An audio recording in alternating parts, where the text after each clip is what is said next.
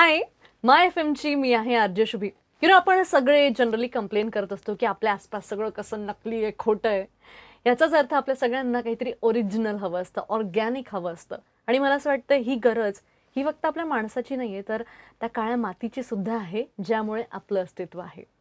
So ह्याच काळ्या मातीची ही ऑर्गॅनिक गोष्टी हवी असण्याची जी गरज आहे ते पूर्ण करत आहेत मिस्टर मेघराज निकम, जे सध्या माझ्यासोबत आहेत, who is chairman of Universal Agro Industries. Hello sir, how are you? Hi, fine. You know what, ही जी त्यांच्या चेहऱ्यावरची स्माईल आहे ना, ही खूप कष्टातनं आहे आणि जे ते काम करतात त्यामुळे आहे. कारण जेव्हा आपण ओरिजिनल या जगाला देतोय तर त्याचं सॅटिस्फॅक्शन कामाचं असतं. We totally can see that in you. Sir, आम्हाला जास्त जाणून घ्यायला आवडेल तुमच्याबद्दल. नमस्कार, मी Meghraj Nikam, chairman of Universal Agro Industries. मी ज्यावेळेस MBA जस्ट स्टार्टअप आणि MBAचे एज्युकेशन चालू असताना काही कन्सेप्ट असतात, जसे की SIP असतो, समर इंटर्नशिप प्रोजेक्ट. तर त्याच दरम्यान मी ऑर्गॅनिक फार्मिंगवरती थोडा स्टडी केला आणि मी त्यावेळेस विचार केला की आपण भविष्यामध्ये काय करू शकतो. तर थोडंसं आपल्याला लोकांना सेंद्रिय किंवा ऑर्गॅनिक कन्सेप्च्युअल फार्मिंग कसं करता येईल या दृष्टिकोनातून मी सुरुवात केली. आणि जे की after my MBA I just started my business with universal Agro industries. आणि आज युनिव्हर्सल ॲग्रो इंडस्ट्रीजला 10 वर्ष या 2022 मध्ये पूर्ण होत आहेत. वाव. आणि हा प्रवास इतका सुंदर आहे. आणि मी ऐकलंय की खूप सगळ्या ब्रांचेस आपल्या आहे, आउटलेट्स खूप शहरांमध्ये आहेत. सो त्याबद्दल काय सांगाल? आपण मुळात काय केलं की ज्यावेळेस एखादी कंपनी फॉर्मेशन झाल्यानंतर तिचं ते प्रोडक्ट मार्केटमध्ये लॉन्च करत असताना ते डीलर डिस्ट्रीब्युटरच्या माध्यमातून ते सप्लाय करत असतात. राईट. परंतु माझा कन्सेप्ट हा खूप वेगळा होता. मी कन्सेप्ट काय केला की company to directly outlet to directly farmers, म्हणजे थेट कंपनीचा माल शेतकऱ्यांपर्यंत माझ्या आउटलेटच्या थ्रू जात असतो. आज महाराष्ट्रभर, अजून मध्य प्रदेश आणि गुजरात या 3 स्टेटमध्ये आपण काम करतोय आणि 47 आउटलेट्स आज आपले आहेत. 47 आउटलेटच्या माध्यमातून हजारो शेतकऱ्यांपर्यंत आपण आपली सेंद्रिय खतं पोहोचवतोय. ग्रेट. आणि खरं तर हे नाव आपण सगळ्यांनीच कुठे ना कुठे पाहिलंय, ऐकलंय. सर, मला जास्त जाणून घ्यायला आवडेल ॲग्रो गोल्ड बद्दल. एकूणच तुमचा हा प्रवास. येस.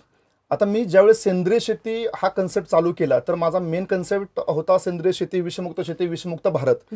या टॅगलाईनच्या अंडर आपण आजपर्यंत आम्ही काम करत आहोत. एक दशकपूर्ती होते आणि दशकपूर्ती होत असताना तेच काम चालू असताना ॲग्रो गोल्ड असा एक आम्ही ब्रँड निर्माण केला, जो शेतावरच्या बांधापासून ते थेट तुमच्या शहरी भागामध्ये घराघरामध्ये जातोय. घराघरामध्ये कसा जातोय तर शहरी भागामध्ये जी लोक गार्डन वगैरे करतात, किचन गार्डन्स वगैरे असतात, तर त्या किचन गार्डनसाठी लागणारं जे फर्टिलायझर आहे तर ते मोर दॅन 80% शेअर आज आपला पुणे आणि मुंबई सारख्या मोठ्या मेट्रो सिटीजमध्ये आहे. असं आहे. आणि प्लस शेतकऱ्यांनाही ॲग्रो गोल्ड जे आमचं 40 किलोच्या बॅगमध्ये जातं तर ते आम्ही बांधापर्यंत पोहोचवत आहे. असं. आणि कंपनीचा कन्सेप्ट एकच होता, सेंद्रिय शेती, विषमुक्त भारत. तेही कोणाच्याही खिशाला, म्हणजे शेतकऱ्याच्या खिशाला चटका न देता आपल्याला त्याच्यापर्यंत त्या काळ्या मातीमध्ये सेंद्रिय कसं पिकवता येईल, राईट, तो दृष्टिकोन आम्ही ठेवून काम करतोय. वंडरफुल. सर, मी हे पण ऐकलंय की आपलं हे जे अमेझिंग फर्टिलायझर्स आहे ते फक्त भारतापुरता मर्यादित नाही. इनफॅक्ट आपण बाहेर सुद्धा हे पोहोचवतो. त्याबद्दल काय सांगा? राईट. दरवर्षी आपण काय करतो, आज हे 4थं वर्ष आहे. काही आपलं कतार एरिया आहे, कतार एरियामध्ये माझे काही क्लायंट्स आहेत, त्यांना आपण दरवर्षी मे महिन्यामध्ये 50 टनाची एक लॉरी पाठवतो. जे की तिकडे ते गार्डनसाठी रिपॅक करतात. 40 किलोच्या बॅगमध्ये, 25 किलोच्या बॅगमध्ये आपलं मटेरियल जात असतं.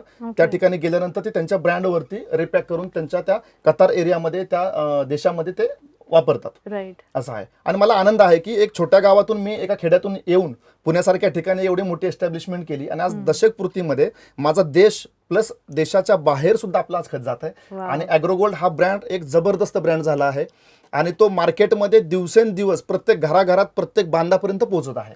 ऑफकोर्स. आणि आम्हाला पण खूप आनंद आहे, कारण ती किक खूप वेगळी असते जेव्हा आपण आपला माणूस इतकं काहीतरी अमेझिंग काम करताना बघतो आणि पुढे जाताना बघतो. खरं मला या ब्रँडची टॅगलाईन खूप जास्त आवडली आहे, कारण यामध्ये कुठलेही असं म्हणतात ना, पैशांसाठीचे बेनिफिट्स न बघता काहीतरी गोल आहे. युअर टॅगलाईन इज सेंद्रिय शेती, विषमुक्त शेती आणि विषमुक्त भारत. आज आपण सगळेच खरं ऑर्गॅनिक गोष्टींकडे वळतोय. या सुंदर टॅगलाईन बद्दल काय सांगाल? कशी सुचली आणि प्रवास? ही टॅगलाईन ऍक्च्युली मी सांगितल्याप्रमाणे ज्यावेळेस मी MBA करत होतो तर विषमुक्त शेतीवरती कार्य करणं हे काहीतरी मी थोडंसं एक जोपासलं होतं. बेसिकली मी एक फार्मरचा मुलगा आहे, एक शेतकऱ्याचा मुलगा आहे. माझे वडील शेती करतात आणि घरामध्ये जवळजवळ त्यावेळेस 4 ते 5 लाख रुपये पर इयर रासायनिक खतांचा खर्च होता. मी त्याच्यावरती विचार केला की का आपण ऑर्गॅनिक करू शकत नाही. बरोबर. जर ऑर्गॅनिक आपण काही प्रोडक्ट डेव्हलप केले आणि त्याच्यातून जर शेती उत्तम पिकत असेल तर तुम्हाला ऑर्गॅनिककडे लोकांना डायव्हर्ट करायला जास्त त्रास होणार नाही आणि लोक ते ऍक्सेप्टन्स देत आहेत. येस. ज्यावेळेस मी चालू केलं होतं त्यावेळेचा टर्नओव्हर आणि आजच्या टर्नओव्हरमध्ये खूप मोठा फरक आहे. म्हणजे काय की आज जो म्हणजे तुम्हाला खरं सांगायचं म्हणजे आता पाठीमागे 2 वर्ष पॅन्डेमिक अख्ख्या जगानं सहन केला. त्या पॅन्डेमिकमध्ये माझी कंपनीचं काम एक दिवसही थांबलं नव्हतं. डे नाईट माझं काम चालू होतं, ज्याच्यामध्ये माझी कुठल्याही प्रकारची गाडी कुठं थांबली नाही, माझं कंपनीचं वर्क थांबलं नाही आणि शेतकऱ्यांना शेती पिकवण्यास आम्ही थांबवून दिलं नाही. म्हणजे काय की आज विषमुक्त शेतीसाठी बरेच शेतकरी पुढे येत आहेत, सरसावत आहेत आणि ते विषमुक्त शेतीसाठी प्रयत्न करत आहेत. आणि बेसिकली काय आहे की आपण रासायनिक खतांचा जर आज खर्च बघितला तर एक सिंपल एक्झाम्पल द्यायचं म्हटलं तर एक DAP नावाचं खत असतं, ज्या खताची किंमत गेल्या 2 वर्षापूर्वी सपोज 1000 रुपीज होती तर आज ती 1900 रुपये म्हणजे लिटरली डबल झालेली आहे. माझं 2012ला जे MRP होती त्याच्यामध्ये मॅक्सिमम 10% रेज आहे आज 10 वर्षानंतर. एवढ्या कमी किमतीमध्ये आपण शेतकऱ्यांपर्यंत ही खतं पोहोचवतोय. शेतकऱ्याच्या बरोबर आपण काळ्या आईची सेवा करतोय आणि ते सेवा करण्याचं एक काम मला कुठंतरी सेंद्रिय शेती, विषमुक्त भारत या अजेंड्याखाली करायला मिळतंय. हेच मी धन्य मानतो. वाव. खरं तर आम्हाला इतका अभिमान आहे सर तुमचा. म्हणजे जनरली असं होतं ना की शिक्षण झाल्यानंतर प्रत्येकाला अब्रॉडला जायचं असतं, बाहेर शिक्षणासाठी जायचं असतं, खूप पैसे कमवायचे असतात आणि थोडे बहुत आपल्या देशासाठी घरात पाठवायचे असतात. पण असं काहीही न करता तुम्ही काळ्या आईची सेवा इथे करायचं ठरवलं. यू बिंग सो यंग, काय तुम्ही मेसेज द्याल त्या सगळ्या यंगस्टर्सला ज्यांना तुमच्यासारखं ऑन्टरप्रिनर बनायचं आहे, काहीतरी वेगळं करून दाखवायचं आहे? शुभी, तुम्ही छान प्रश्न विचारलात. बेसिकली मला माझ्या यंग जनरेशनला एवढं सांगायचं आहे की आपण कार्य करत असताना, आपण मोठं होत असताना अशा काही गोष्टी करा की ज्याच्यामुळं बाकी इतर लोकांचाही फायदा व्हावा. जे मी करतोय, मी आज माझ्याबरोबर जेवढी माझे 47 आउटलेट्स आहेत त्याच्यामध्ये आपण यंग एंटरप्रेनर आपण डेव्हलप केले. म्हणजे तरुण मुलांना मी बरोबर घेऊन, जे सुशिक्षित बेरोजगार आहेत अशा लोकांना बरोबर घेऊन आज त्यांना मी आउटलेट दिलेत.